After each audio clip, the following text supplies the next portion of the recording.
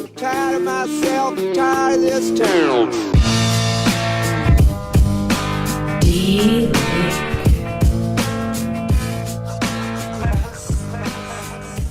Eminent Waste of Time, presented by CW Motorsports, episode 104. I'm Doug. And I'm Chad. And Chad was supposed to be doing this by himself, and I was supposed to not be present because he was going to be doing exciting racy stuff. And yeah, he's a big fat liar, so we're doing this together again. Yep, pretty much. So, no, it just kind of, I couldn't get it to work out. I was supposed to go to Missouri to the final round of AXCC this weekend, but with my schedule looking like, well, and knowing what it's going to be here this next week and everything else going on, there's just no way I could make it work with all the family stuff also that I had to get done. So, well, and to be honest, we weren't even entirely sure there was going to be a race because they were talking about 2 to 3 inches of rain today. And thunderstorms. So that usually equates to either a non-race or a terrible race where, you know, it takes them an hour to turn a lap. Yeah.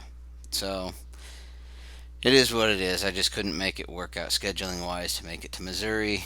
And so, yeah. So you had a short course backup. I did. And then I missed that one too. You were not committed to the cause. I was trying for a Sunday off here. I noticed.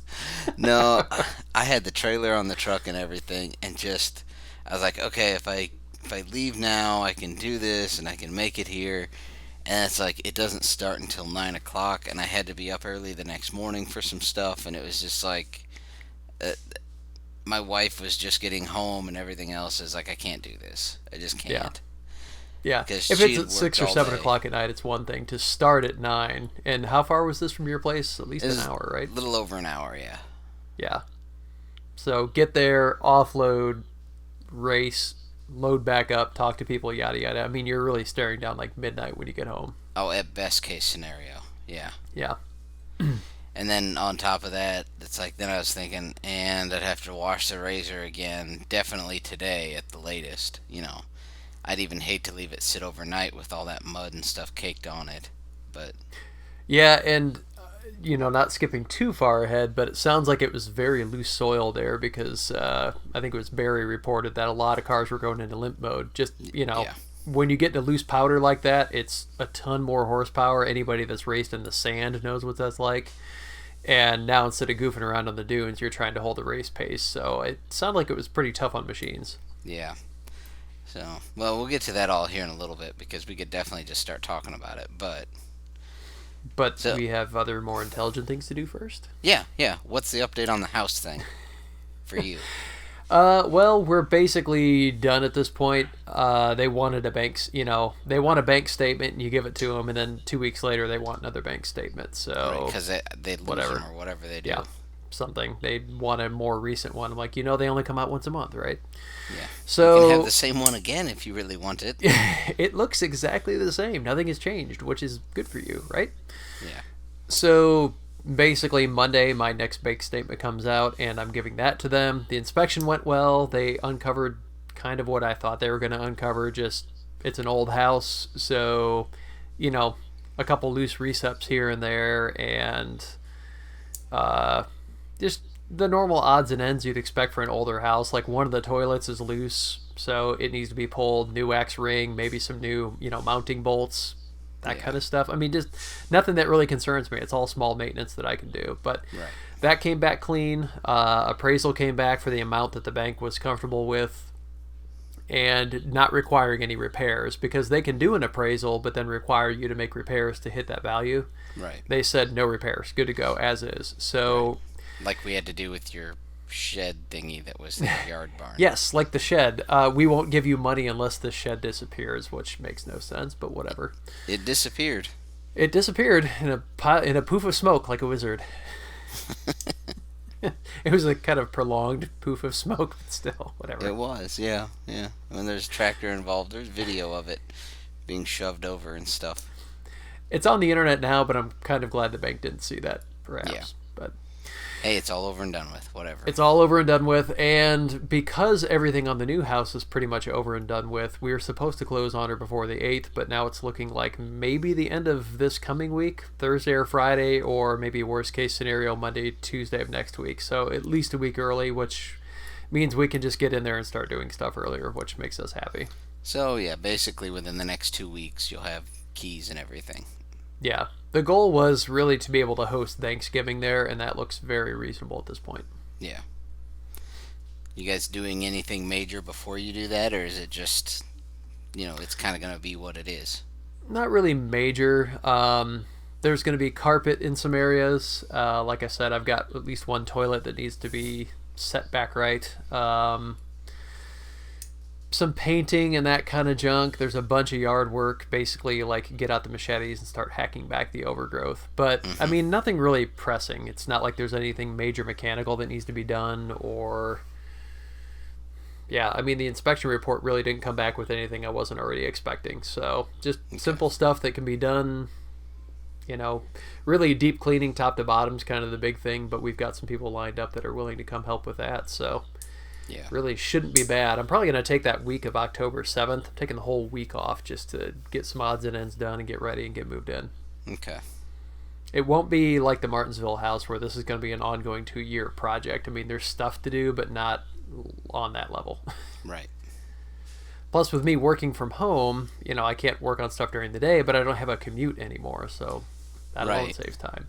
And on top of that, it does make it easier for, like, if you need to do something, a little something in the morning, you can kind of just get up a little early and do it and then just start working like normal. Exactly. Working. So really, we're in super good shape. So hopefully, next week is going to be episode 105, and that will either be a mishmash of me going to the Powder Puff race, which we'll get to, or you going to Brimstone, which we'll get to. Right. Or if we get enough footage, it might be a separate episode of both, but potentially after episode 106 or 7, depending on if that's a 1 or a 2-parter, I will be at the new house recording. There you go. That'll be nice. Yeah. I won't now you're locked I won't in be balancing the something. laptop on the end of the bed with the microphone sitting on a laundry hamper, because that's the current setup. Nice. But it's still better than the laundry room from last week. Yeah. And the dog whining in the background or whatever it was doing. Well, I can't promise that won't happen again this week, but we'll see. Okay. But yeah, I'm looking forward to actually having my own space again. Would be very nice. Yeah, I don't blame you at all. So yeah, this week was AXCC. The final round, it got moved. It was supposed to be the last week, but it got moved to the 21st and 22nd. So. Yep. And last week probably would have been better. It was a little bit wet there. Yeah, they got the remnants of the hurricane that came up through Texas. Yeah. And it wasn't, I don't think they're getting the 3 inches that they were calling for today, but still, it was pretty bad in some spots. Yeah. So Steve Mueller had some troubles from what we hear. And the race, from when we're recording, the race ended just, I don't know, an hour and a half ago, something like that. Yeah, this is pretty recent history. So if you didn't listen to last week or you're not sure on the points race, Steve Mueller was basically in a dead heat for first place, and it came down to him and the guy right behind him. Whichever one finished first in this race was going to finish first in this season. So there wasn't really a margin for error here. It was just, whoever gets across the line first, you win, done. And it didn't quite work out that way for Sir Steve. No. He ended up, we don't know all the details yet. We're going to kind of wait for the full race report, which maybe we can con Steve into doing one and tag it here at the end. We'll see how that works out. Long story short, he slid into a tree and a guy slid in behind him, likely because it was kind of a muddy mess there. They got their bumpers locked up, and I guess it took the better part of an hour to get track crew out there with enough quads to get them separated. At the point they finally got separated, the white flag was out, and that pretty much iced it for him. I think he ended up third. Yeah. But that, the season's gone for him at that point. He didn't finish first. Yeah. So kind of disappointing. Yeah. He was doing good, but you know what? Things happen because really now not the same thing where I think it's Greg Hayes is the guy's name who he was kind of battling against. That But sounds right. the first round in Texas, kind of nearly the same type of scenario happened, but he went to crest up over a little short hill, and he got up to the top, didn't quite have enough speed, and basically high centered himself. Oh, yeah, So I remember that. we turned a full lap in the time that he was still stuck there. So, I mean, it happened to him at the beginning of the season. It just so happened something reasonably similar where, extenuating circumstances happened and Steve got stuck for a Yeah. while. So, Punched this other guy's radiator, and it just, it just caused issues. And it's not the way anybody wants to see a season end. It's not the way Greg Hayes wanted that to go. I'm sure they, were looking forward to a good battle today, and whoever came out on top came out on top. But I'm sure that's not the way anybody wanted this thing to end, and it just sometimes it is what it is. yeah, But pretty much. kind of disappointing. I mean, racing, you never know what you're going to get, and sometimes it's just a really cruel mistress. Yeah. But on better news, Devin Smith, I guess, got first place. He did, and it looks like Matt Rowell finished second place right behind him. So the local boys take top honors in the last race. Yep, that's pretty good. That's, Devin wasn't in the points hunt, really, and Matt, because of Casey, which was Casey the last round? I guess it would have been Yeah, for them. But because of his wreck at Casey, it kind of took him out of it.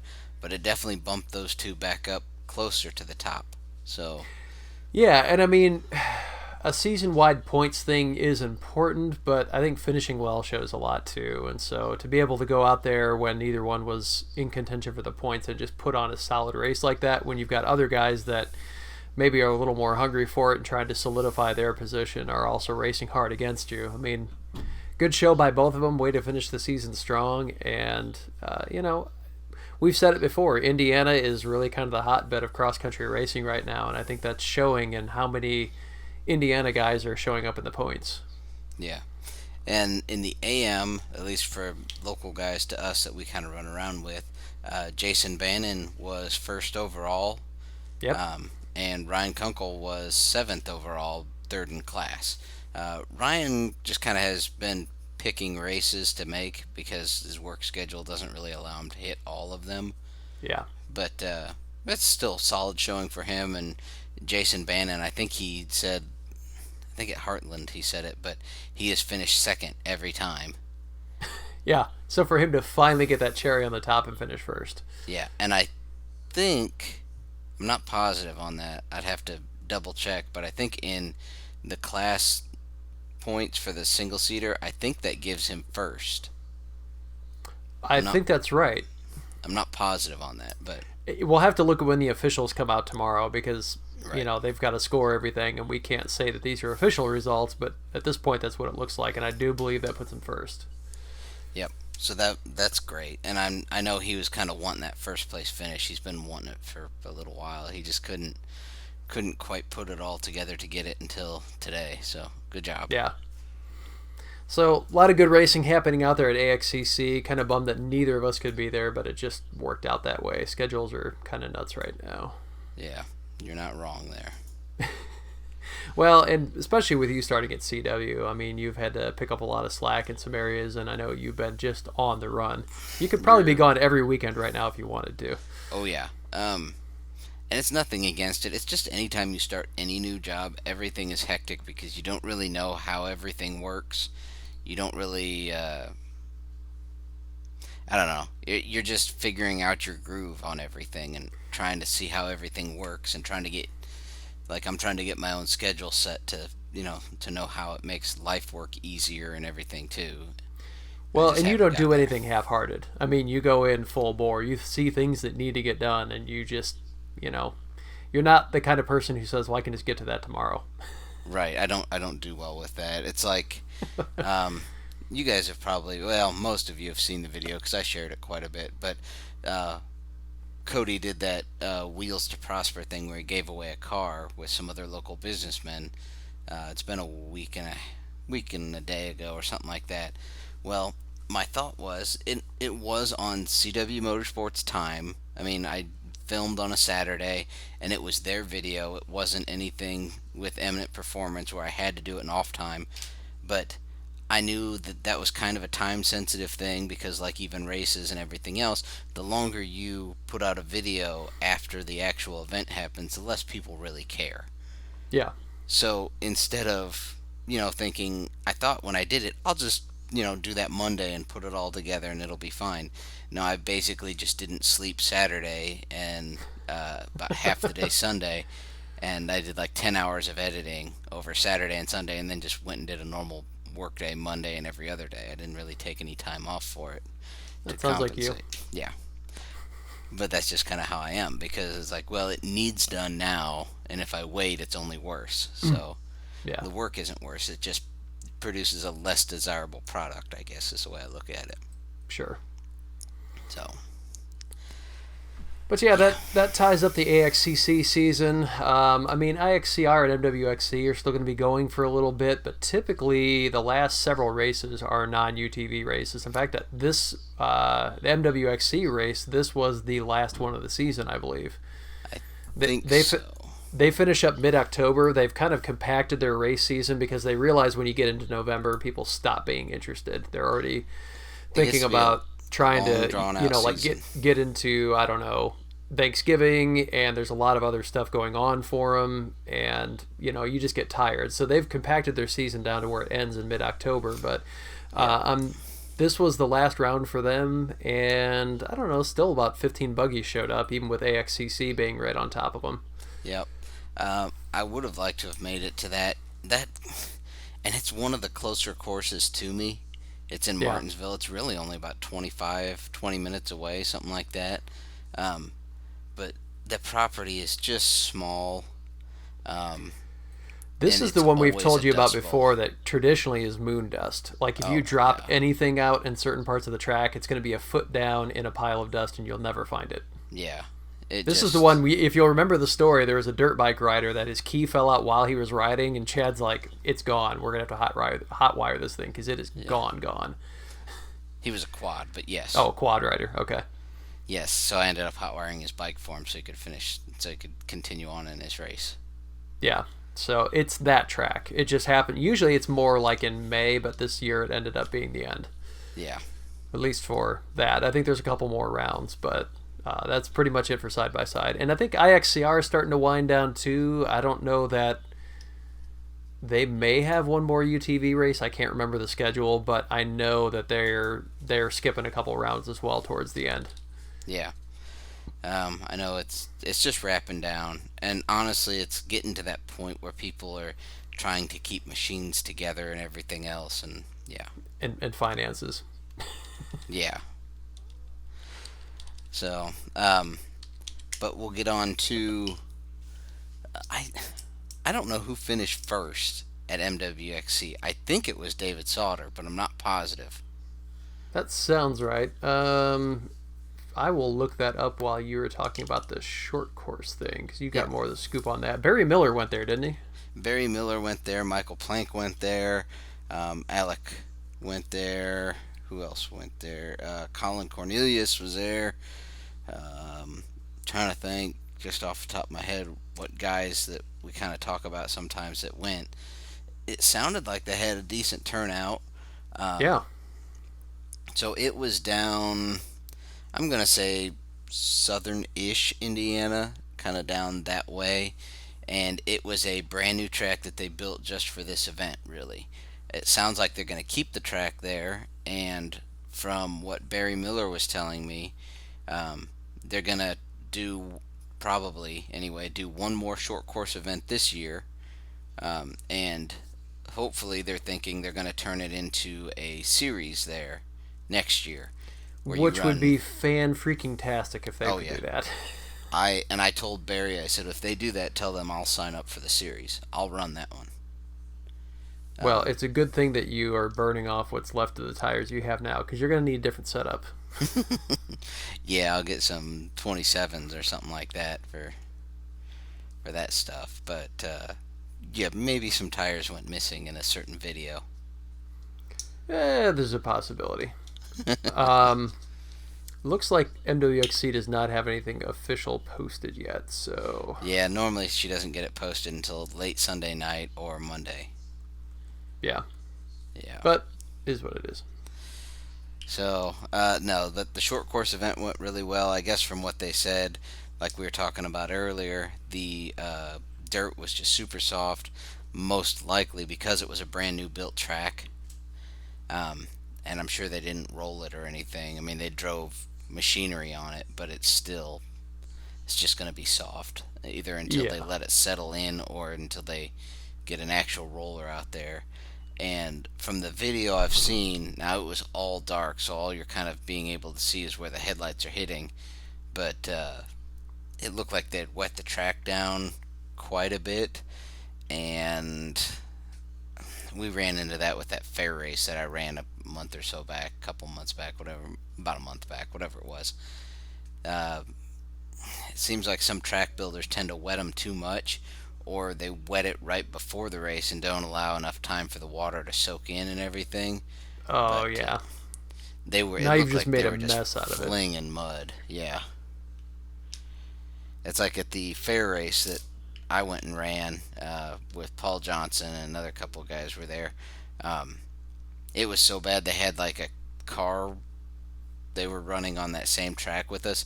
The cars couldn't even get around it, so they sent us out there just to blow the mud off of it because we had enough horsepower and tires to just fling it off.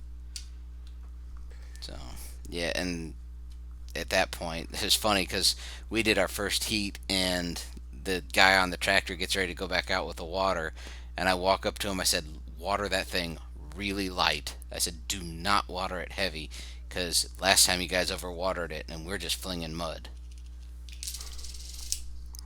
So Yeah, I'm just digging around trying to see, but nobody's really posting much about the MWXC race, so yeah, I couldn't find anything either on social media.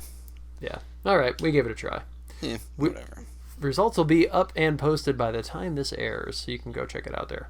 Yep, sure will. In fact, you can find the results, I think it's xcracing.com/MidwestXC. I think that's right.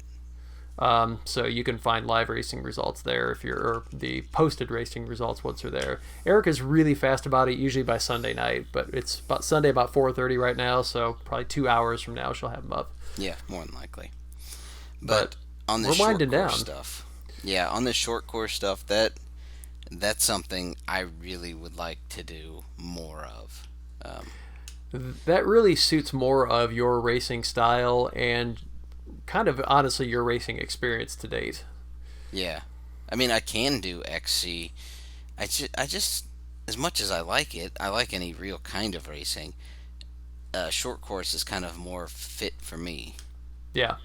I want to open it up. I want to hit the jumps. I want to do that kind of stuff. That's what I enjoy. And opportunities to pass that you make versus just what the terrain allows. I mean, XC racing a lot of times is very tight, and there's only very specific spots where you can make a pass. Yeah, you get so, one or two spots on the track to pass, and that's it. Yeah, so you're just following the leader until you can find that one magic spot, and I know that drives you nuts. Yeah. I would much rather, and even in short course, you can't pass in every spot just because it'll set you up for a bad run on the next straightaway or turn. But there's much more opportunity to pass Yeah. than an XC style racing. So Gotcha. I really hope they do open that up and they do run a series out of it next year. And it's like Colin Cornelius was saying in one of the posts on Facebook. He said he wishes they would do that more because there's less breakage. I mean, it's just there's less chance of really tearing the car up. Now, it's still kind of rough on them because you're pushing that machine for, whatever time they deem to run it, for hard for that amount of time. But there's no trees to hit. There's nothing like that. No, and you're pushing it hard for, I just prefer 15 that minutes style. versus really hard through the woods for an hour or so. Yeah. I would much rather do that kind of racing. Now, when things go bad in short course, they normally go all the way bad. Yeah, true. Because it's open-wheeled racing. I mean, you climb a guy's tire at 75 miles an hour and go flipping. You're not just going to lay up on your side. You're going for a ride. Right. When in XC, a lot of the time, if somebody rolls, it's, they've gone on their side or their roof or, whatever. But yeah, short course, it's just the speeds are increased. So kind of when something does go bad, it just goes bad that much worse. So yeah. And should be interesting, though. I'm hoping Yeah. they can actually make a series out of this thing. I do too. They have the ground, they have the track, everything like that. I mean, it's a dedicated space. So to me, I would think it would do pretty well because there seems to be calling for it, like people want it. Yeah. And maybe there's a little bit of investment of labor to make sure the track is good and everything in between. But if you put on, we'll say 6 events for the whole year, and you really only did, one every 4 or 5 weeks, something like that, it gives the ground some time to heal. You just go out there. Sorry, chair spun. I just got really close to the camera all of a sudden that Doug didn't see. But it gives the ground time to heal, and you just go out there and run dozer or skid steer, probably dozer. It looks like they have to kind of clean up everything, and you're good. So Nope. Should be an interesting thing, and if they can make a series out of it, maybe they find some other properties, some other places that are set up, and Lucas Oil was running the entire Midwest League on 3 tracks essentially. right. So it is possible to do without having a dozen different locations. Yeah. So no, I think it'd be good. I personally would like to see it. So Good deal. Now you're going out next week to Tennessee. You're heading out am. to Brimstone. I am going to Brimstone for what they call their it's not Paragon, is it? Yeah. Yeah, it's a Paragon event. Is it? No. Sounds correct. Yeah. I don't know why all of a sudden that slipped my head. Well, it's Yes. because there's a Paragon, Indiana, right by Martinsville, and it's There not is. a place you want to go hang out. No, it's not really like a destination area. Yeah, so Yeah, it's Brimstone Paragon. yeah. Nope, you're correct. Like I said, Okay. it kind of throws you because you're thinking of this little tiny one-horse town just up the road from Martinsville. But Right. So I'm going there for that. I'm going with CW Motorsports, and normally Cody has this big setup with all kinds of parts and everything else. Well, this year he kind of decided to scale it back a little bit. It's not going to be massive amounts of parts. We're still going to bring some of the staples as far as axles and like A-arms and fuel pump and stuff like that to get people back out there and running, and belts and all that kind of fun stuff. But I think this year it's more of, hey, we're showing a presence in the UTV riding area in the world, and we're just not going to have the massive display that we normally do. So that's kind of the plan. For me, I'll be leaving, I think we're leaving Wednesday night. Setup is Thursday for us, and the event goes on, I think it actually opens Thursday night. So the event's like Thursday, Friday, Saturday, and then it shuts down Sunday at noon or something like that. But basically, what we'll do is pack the trailer full on Saturday night, more than likely, and then Sunday, if we'll be there and kind of have the tents up, and if somebody needs something, we'll pull it out of the trailer. But we're not really setting up display area, I think, for Sunday, because most people head out Sunday morning anyway. There's not Sure. a whole lot that stay around to ride on Sunday because most people are traveling home. now you are going to get a chance to go out riding, right? This is not just a sit at a table with some parts thing. Well, hopefully. I don't know. The plan originally was we were going to have Cody's new Pro XP, but it hasn't shown yet. And we'll get to some of all that here in just a little bit. Cody and I had talked about taking my machine and possibly another and going riding, but I don't know if that'll happen either. You got to do something, man. You can't just go there and not ride. I know. The thing is that between Cody and everybody, like there's enough people we know we could find rides. Like we could Sure. ride along with somebody. We could do something like that. I just don't know what the exact plan is yet. I've just been super busy with CW, and we're trying to also get ready for another trip, which I'll tell you guys about later. But to get ready for that, I am wiring a toter-home, like the whole thing. As one does in preparation for a trip. Yeah. So, yeah, and I'll have more video and more explanation on that as time goes. But yeah, just know that that's a major undertaking anyway. Sure. So, yep, that's where I'm going, and you are going to Extreme, right? Yeah, we're going to Extreme. They're doing one of their last races of the year, and they are doing a powder puff side-by-side race on Friday night. So it's in Odon, Indiana, which is now 4 hours and change from where I live. So it'll be a 4-hour drive down, do a race, come back, because on Saturday I've got band dad duties for the Jimtown High School marching band. So because there's a powder puff, you're going to identify as a girl for the day so you can race? You know what? It's 2019. You can't ask me that anymore. Right, yeah, yeah. The beard's what gives it away, though. I don't know. I've seen some girls who might put your beard to shame. I'm willing to take that risk, but I am riding with Steve's wife, Darrell, so it should be fun. Well, she's actually going to be a fairly aggressive driver. You know, some of these ladies are going to go out there, and there's nothing wrong with it, but they're going to have fun, and I don't expect them to be particularly aggressive, but she's kind of got that killer instinct. So. She does. What you guys don't see and what you don't hear, because she's never been on the show, and we still haven't done the women's podcast. Yeah, we need to scoop them all up and have them do a show. I have a feeling you and I probably won't talk much on that one. No, probably not. But anyway. They're gonna run the show, and it'll be awesome.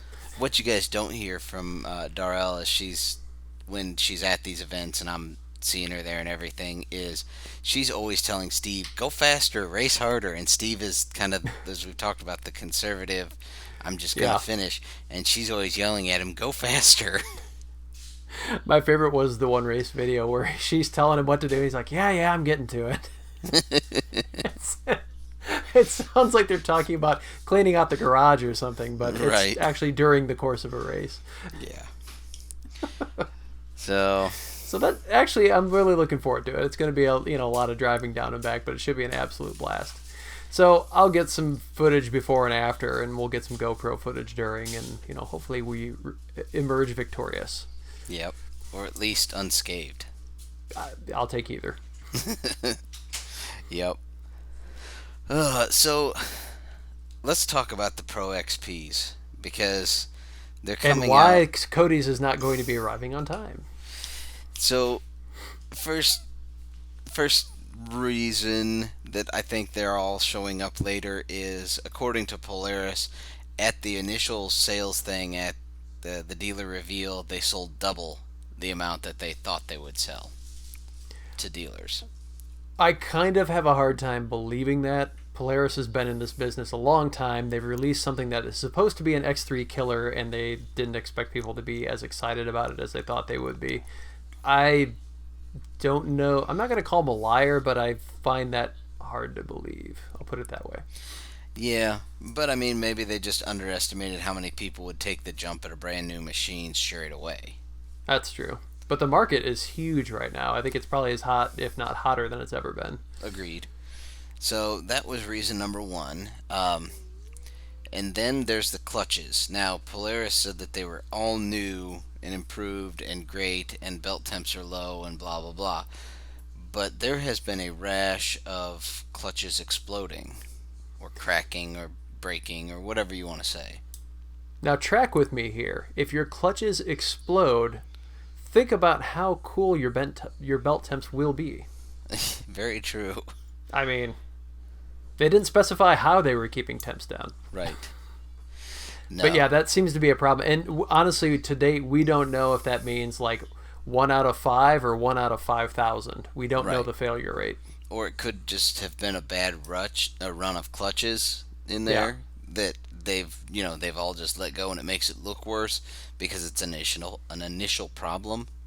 I'm not saying it's a bad design. I'm just saying at this point they've had a problem. Yeah, it could be any number of things. It could have been, bad castings where they had microfractures in them that you can't detect, and, under the stress of spinning that fast, they've let loose. There's just too many unknowns. I'm sure diehard Can-Am fans are just laughing themselves to sleep right now, but it's an initial thing. There's no evidence that this is a widespread, if you have one, this will happen type of problem. But obviously Polaris wants to get out in front of this and fix it before shipping multiple, tons of units all over the U.S. Yeah. And then the other thing that I've heard is a problem is, so on the Pro XPs, they went back to the aluminum hubs on these. Yeah. And I guess those are bending / breaking, and they're having issues with that also. Now that's a throwback to Razor 800s used to have aluminum ones. Yes. Which they were kind of problematic in those as well. The problem is, though, now they're on a machine with 185 horsepower instead of, 60-something horse or whatever they were. Yeah. So you're going that much faster across the ground and everything else, and it's just not holding up. And I understand the desire to reduce unsprung weight and keep all that stuff to a minimum because it does make for a better handling machine. And again, tough to say whether the design is problematic, if they just had a run of bad parts, or if this is just going to be something they're going to have to fix and they're going to have to go back to, steel or some other material to make these as opposed to making them out of aluminum. Yeah.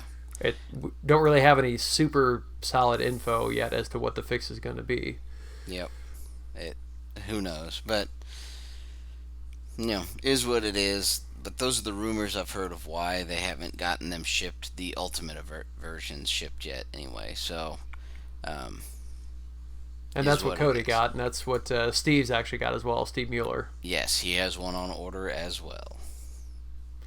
So, we'll see. I mean, it's a little early to pass judgment. I certainly wouldn't give Can-Am or, Textron or anybody else a black eye for a first-run problem either, because we really like the Double X, but right out of the gate they had a problem with the rear axles popping out, because if the rear swing arms were misadjusted, they would droop too low, and the axle would pop. out. Yeah.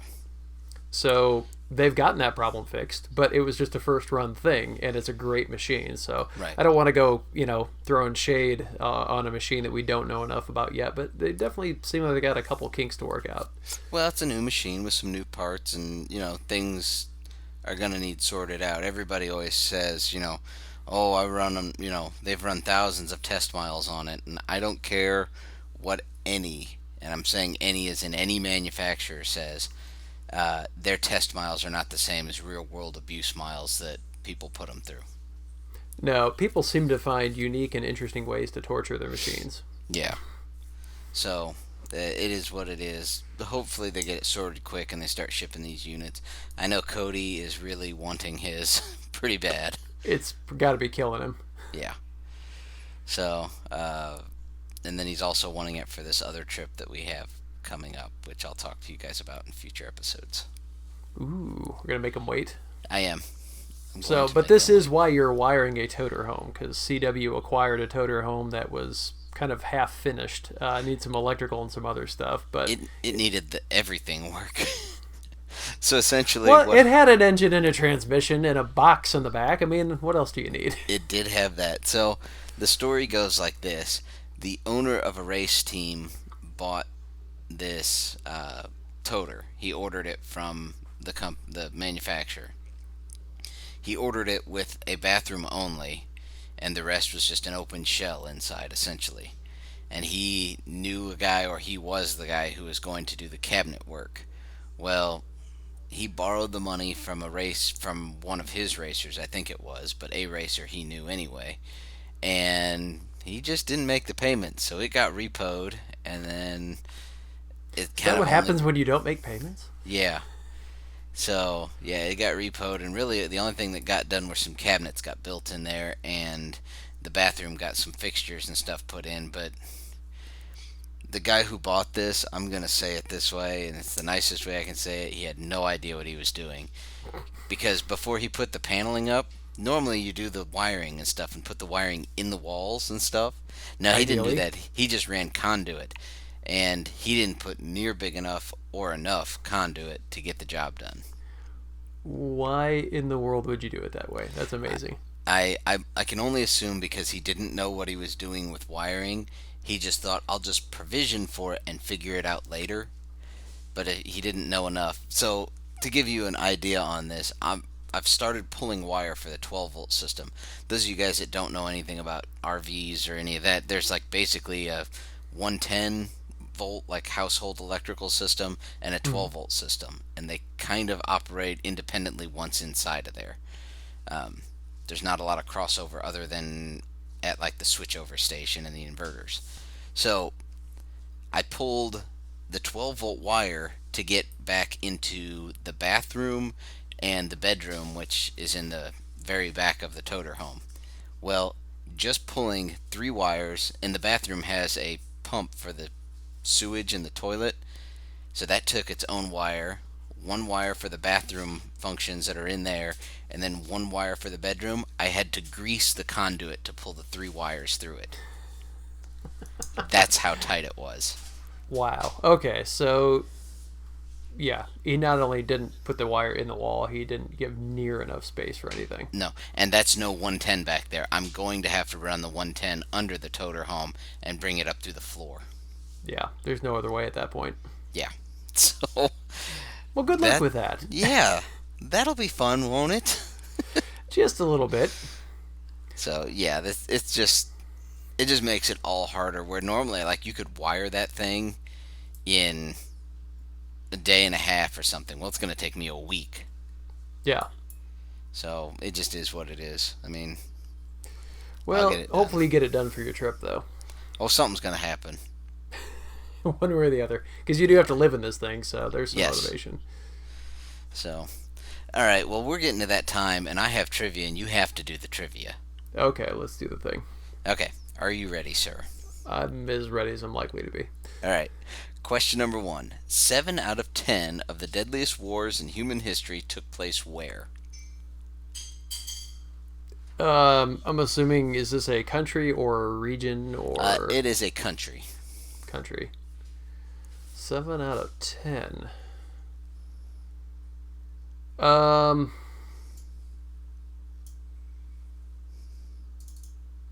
kind of torn. Part of me wants to say Greece, part of me wants to say Italy. I'm gonna go Italy. You are wrong. And it's not Greece either. It is China. Okay, that I can believe. Yeah. It is funny though when you're studying about that kind of stuff. Typically, China gets glossed over. Like they've had a really long, crazy history, but it Right. doesn't get represented super well. It doesn't. All right. Question number 2. I'm going to butcher this guy's last name, but Awesome. Peter Freuchen, I think was how you pronounce his last name. But anyway, he was Google it. trapped in an avalanche, and he escaped by doing what? Started an avalanche, escaped by snowboarding. He snowboarded down the avalanche. No, what he actually ended up doing was making a shiv out of his frozen poop and amputated his own foot to free himself. No, that can't be true. Oh, yes. Okay, I've got some reading to do that I'm not sure I really want to do, but I'm going to. I'm too curious now. You go right ahead. All right. This just sounds like something if, Chad, finish this story. A guy's caught in an avalanche and... Chad finishes the story. That's how I would finish it. You're not wrong. Oh, Lord. All right, number 3. All right, question number 3. In 1820 in Salem, New Jersey, they believed that tomatoes were poisonous. I think we've had trivia kind of, similar to that, or at least alluding to people thought tomatoes were poisonous. Sure. But how did they prove that they were not? They fed them to witches. Suspected witches. No, there was a guy named Colonel Robert Gibbon, and in a courtroom he ate a whole basket of tomatoes without getting sick. I think I would have gotten sick if I had eaten a whole basket of tomatoes. Just That's period. what I thought. Like, I don't envy him the trip to the outhouse later. Right. But nope, that's how he proved it. I figured it was going to be something like they, went into prisons and fed them exclusively tomatoes or something, because, hey, they're prisoners who they don't have any rights anymore. But yeah, there you go. Okay. No. So, all right, question number 4. What is the most common currency used in the world? The most common currency? Mm-hmm. U.S. dollar. You are correct, sir. Boom. I kind of figured you'd get that one. Yeah. I had a thought that this was a trick question. I'm like, you know what? I'm done trying to figure you out. I'm just going with the obvious answer, at least what's obvious to me. I do throw some. I told you I throw some in there that are easy and some are hard. I've said this many times. You want to? I know you're just trying to keep me coming back by making me feel good. Yes, that's exactly what happened. All right, question number 5. What year was Abraham Lincoln put on a coin? Ooh, that's a really good one. And this, I'll tell you, this is not a trick question. This is just straight fact. Well, he was assassinated in 1865. I'll go 1883. No, it was 1909. Okay, so a little later on. And he was the first American to ever be put on a coin. So, did we have pennies prior to then? Yeah, I think they were wheat pennies, though, and stuff like that. Or at least styled similar to that. They didn't have a person on them. Right. He was the first. I think I said that. He was the first American, but yes, he was the first person to be put on a coin from America. Okay. So. There you go. Yep. Question number 6. What one thing is on all U.S. currency bills? It's printed on all of them.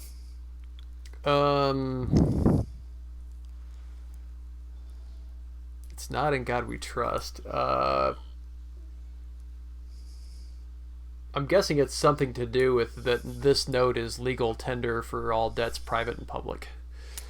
Nope. An eagle. I'll bet you I'm right too, though. I don't know. I don't know if they were putting that wording and stuff in on it. But anyway, yes, an eagle is printed on every U.S. currency bill. I can see that, but I'm willing to bet I'm right as well. You might be. I'm pretty sure they all say something like this note is, considered legal tender for all debts, private and public, yada, yada, yada. But I'm going to check that now. Okay. You got homework to do. Lots of homework. Yes, I do. Question number 7. How much did the International Space Station cost to build? Ooh, Fuzzy will be mad because I don't know. 26.9 billion. No, he won't. He'll still be mad. It's $150 billion. Ooh. That's a lot of money for what's going to be space junk in a few years. I believe they said it's the single most expensive build of anything. I would believe that. That's a ton of money. Yeah. It's probably it's kind more of than like over time. I mean, it started off small. They kept gluing pieces onto it, but it's really hard to get stuff up there. I think that's what most people probably don't think about, the cost of it. It's getting people up there to do anything is expensive. Getting the stuff from the Earth to orbit is expensive. I mean, the triple redundancy that they build in and everything else. Yeah, there's no cheap way to do any of that if you want people to live. Yeah. Yeah. So, 150 billion. Anyway, question number 8. The average American has how much credit card debt? Oh, $7,500 on average. You're not far off. 8,000. That's kind of depressing, but okay. Yep. That's depressing. I was really hoping you were going to say no. It's like $45,000 or something crazy like that. I don't know. You can say it's depressing if you have less than, or if you have more than that, then you're like, yeah, I'm worse off than most people. But if you have less, you're like, hey, I'm doing better. But I think that's averaged among Americans. So if you take out the people that don't have any credit card debt, that means there's some people who have a ton in there that are floating that average up. Oh yeah. And that's not cheap anymore. Remember back before the big recession, you could get a credit card for like 6 or 7%. Yeah. And then after 2008, like, I mean, I've got great credit, and I think my lowest card is still in the mid-teens somewhere because they changed all the lending rules and they made it harder on the credit cards and everything. So that's expensive debt if you have it. Yes, it is. All right. Question number 9. What was McDonald's originally known for selling? Now they're, known for hamburgers. Wow. They did a thing before that? Yep. Oh. Crack cocaine. No, it wasn't crack cocaine. You want to take a more legitimate guess? More legitimate look. Milkshakes? Were they like a milkshake stand? Nope. They were known for selling hot dogs. Dang it, I was going to say that actually. I'm like, no, it can't be hot dogs. It was hot dogs. So, I don't think they sell hot dogs now. No, they don't. Maybe they should bring that back. You really want a McDonald's hot dog when their burgers are already of questionable meat value? No, I just want to watch other people suffer eating them. Oh, okay. All right. Question number 10. This is about McDonald's also. What color are the McDonald's arches in Paris? They're not yellow. I don't know. Are they? Okay, I'm just going to stick and say they are still yellow because that is kind of the trademark. No, actually, they're white. What? Why? I don't know why, but Paris has something that they can't have them yellow. Is it because Americans think that French people are cowards because of World War II or something? So they don't like yellow? I wasn't even going there, but okay. You were going to go there. You were thinking it. I was thinking it. You're right. See, I do know you. Okay, white arches. Now I got to look at that. So frozen poop shivs and white arches. And there was another one. What's printed on all the dollar bills? Yes. Okay, I've got homework to do. I'll have to report back. I'm going to really have to clear my browser history after this one. Yep. Because just the frozen poop shiv is going to definitely... I'm not even sure I want to look that guy up. What was his name? Peter... Freuchen. Freuchen. Okay, yeah, I would rather look him up because I'm really scared to type frozen poop shiv into Google. I'm not doing that. What would come up? Yeah, I'd just have to burn my laptop. There'd be no coming back from that. Yeah. All right, I do actually have a stupid thing, but it's not with Chad. It's a story from my wife, and I'll probably butcher it, and she'll probably yell from the other room that I'm telling it wrong. But it was funny. You should just have her come in right now and tell it. No. Okay. So she is an English teacher, a high school English teacher, and she had her students read this book and watch a movie. I don't remember the name of it. The Crucible. She's yelling it from like another room right now because she's listening in to make sure I tell it right. Fair enough. So anyway, she had her kids read this book and watch this movie, and they had to do some sort of book report on it. And they had to like pick a part of it, I guess, and do the book report. So in one part of it, my wife's saying no. I'm just telling the story the way. Okay, this kid picked a project, and the project he picked was to write a letter from the point of view of one of the characters, the wife of a guy who was going to the gallows to be hung.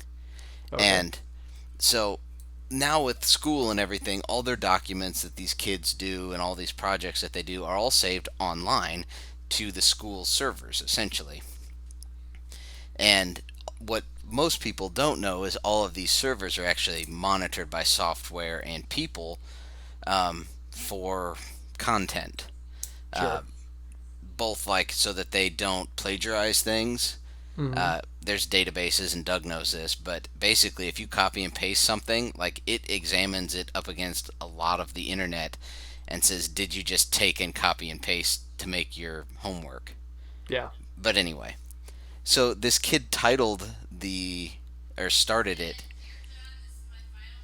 He started the paper that it just said, "Dear John, this is my final farewell." And it flagged it as a suicide note, and Child Protective Services and a cop showed up at his house by the time he got home. So my wife's handing out homework that gets Child Protective Services called, and the cops brought to the kid's house. I'm just picturing them like, busting into his room and what's going on? No, I'm fine. And they're, no, you're not. Come with us. They're like dragging him out of the house. We're saving you. Yeah. I guess a kid came in and he was kind of laughing about it at the time because it was the next day he was telling my wife this whole story. But his mom was kind of giving him, dirty looks of like, is he really okay? And, he's like, it's just a project for school. Well, but this is kind of case in point why technology is not really the right tool for finding out if people are okay, because computers have no idea what we're feeling or what we're thinking. I mean, right. You can't, for every one thing you find that might be wrong, there's probably thousands of missed hits like that. Oh yeah.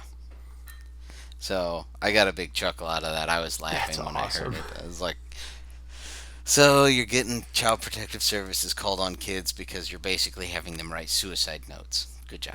I want to test that with my kids now. She's yelling from the other room, he picked that project. She's blaming the kids. I'm blaming the technology, which I'm a tech guy, but that's pretty bad. Yeah, it was funny. I was laughing. So. Oh, Lordy. Well, on that fine note, we do want to say thank you to all of our sponsors. Of course, CW Motorsports, who probably is suicidal over their choice to be the title sponsor this year. Not yet. We also want to say a big thank you to Watch Communications, who is still hosting this whole mess for us. In fact, I just got our $0 bill for the month the other day. Yay. If you would like a discounted bill for hosting, like $0, go ahead and check out watchcom with 2ms.net. Put in the code waste of time, all lowercase with no spaces, and you'll get a month of free hosting to decide if you want to keep that very specific niche Star Wars themed role-playing game website that you've built up. Yeah. After that, then you got to pay the full price, but trust me, totally worth it anyways. We've also got Spanx Fab on board, who makes fantastic aftermarket parts for pretty much every UTV need you're ever going to have. And TGM Off-Road, who is just a great group of UTV enthusiasts. You're going to find friends there. You're going to find people with similar interests. You're going to find a lot of food recipes because, boy, do those guys like to eat. Yep. And I believe there is a prerequisite that you have to drink Michelob Ultra. Otherwise, you cannot be a member. So I think so, yeah. There's lots of them that do. There's that little bit of a warning there, but, And we are getting into sponsor season again. We're at the end of year 2. We don't really have seasons per se, but we've got a couple of new interested sponsors that we're going to be working into the show over the next few months. Probably be sometime December, January-ish. But if you're interested in getting in on this mess, send us a shout and we'll see what we can do. A lot of our sponsors are coming back, but there's always room for growth because it helps offset the costs of doing stuff like going racing or going down to the Southern Bud Riders event, which I'm going to be going to at the end of October. We pay for that out of pocket. We don't expect people to pay us to come see them and cover their events. That's all just on Chad and I. So if you want to jump on board and help us out, we are not going to complain. If you are interested, you can find us on the web at eminentperformance.com. You can find us on Facebook /Eminent Racing. We're also on Instagram as Eminent Racing.